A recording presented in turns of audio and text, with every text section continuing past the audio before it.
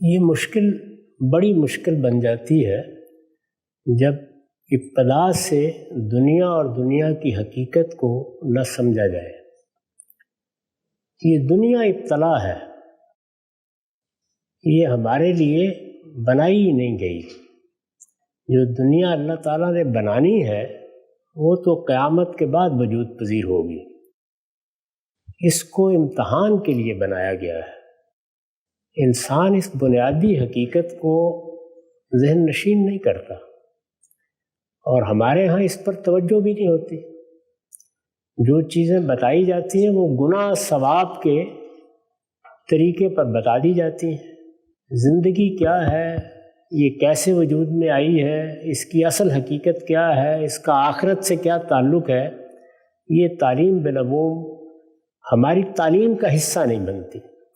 اس وجہ سے جب کوئی بڑا حادثہ ہو جاتا ہے، اور خاص طور پر اس طرح کا جذباتی حادثہ، تو آدمی بالکل ٹوٹ بکھر کے رہ جاتا ہے۔ اس کی سمجھ میں نہیں آتا کہ یہ معاملہ کیوں ہوا۔ بچوں کے معاملے میں بھی یہی صورت ہوتی ہے۔ بعض اوقات والدین رخصت ہو جائیں نوجوانی کی عمر میں، اس میں بھی یہی صورتحال ہوتی ہے۔ تو میرے نزدیک ابتدا ہی سے جب بچے شعور کو پہنچ جائیں تو اس چیز کو اس کی تعلیم کا حصہ بننا چاہیے کہ یہ کارخانہ ہے ہی موت و حیات کا کارخانہ۔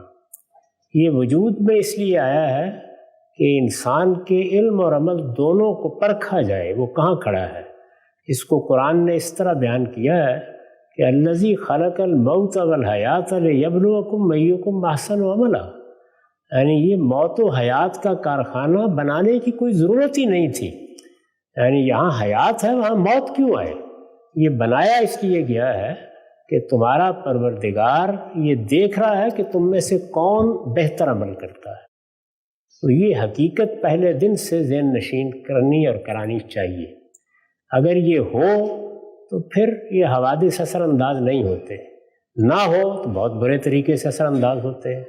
اب جو آپ کے مخاطبین ہیں، آپ نے پوچھا یہ ہے کہ میں کیا کروں، تو اس میں یہ پس منظر موجود نہیں ہوتا بالعموم، ورنہ اگر پس منظر موجود ہو تو آپ کی یا میری مدد کی ضرورت ہی نہیں ہے۔ آدمی نے بچپن سے یا شعور کی عمر سے سمجھ رکھا ہے کہ یہ ایک واقعہ ہے، ایسے ہی ہونا ہے، پھر تو وہ یہ کہہ کے خاموش ہو جاتا ہے کہ انا للہ و انا الیہ راجعون، پروردگار ہم آپ ہی کے لیے تھے، آپ ہی کے لیے ہیں، اور آپ ہی کی طرف لوٹ جانا ہے۔ تو اس موقع پر یعنی اتنا بڑا حادثہ جب ہوتا ہے تو اسے موت کی یاد دہانی ہوتی ہے، اور اس کے نتیجے میں اپنے پروردگار کی یاد دہانی ہوتی ہے۔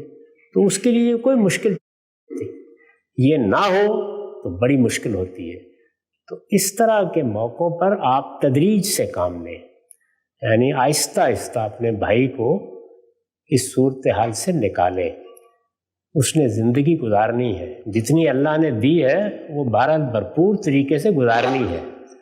اس کو اس قابل ہونا چاہیے تاکہ وہ اٹھے، بیدار ہو، آگے کو دیکھے، اور اگر کسی چیز سے محروم ہوا ہے تو اپنے رب سے توقع رکھے کہ وہ اس کا ازالہ کر دے گا۔ اس کو اس قابل بنانے کے لیے اب ایک گفتگو، دو گفتگویں، ایک بات، دو باتیں یہ کافی نہیں ہوگی۔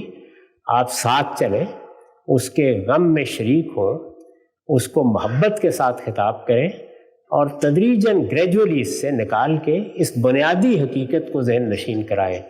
یہ جیسے ہی اس کے دل کے اعماق میں اتر جائے گی، اس کے بعد پوری طرح حوصلہ مند ہو کے وہ زندگی میں شریک ہو جائے گا۔ ہمیں دیکھیے کیا تعلیم دی گئی ہے۔ رسول اللہ نے فرمایا بس کوئی رخصت ہو گیا ہے تو زیادہ سے زیادہ 3 دن، اس کے بعد تمہیں زندگی کی طرف دیکھنا چاہیے۔ کیا ہے یہ کون دیکھے گا؟ وہی دیکھتا ہے جس کے لیے اصل زندگی وہ ہے جس کو موت کے بعد شروع ہونا ہے۔ تو اصل زندگی اگر پہلے دن سے ہماری توجہ کا مرکز نہیں ہے تو پھر بہت مشکل ہے کہ کسی صدمے سے آدمی جلد نکل سکے۔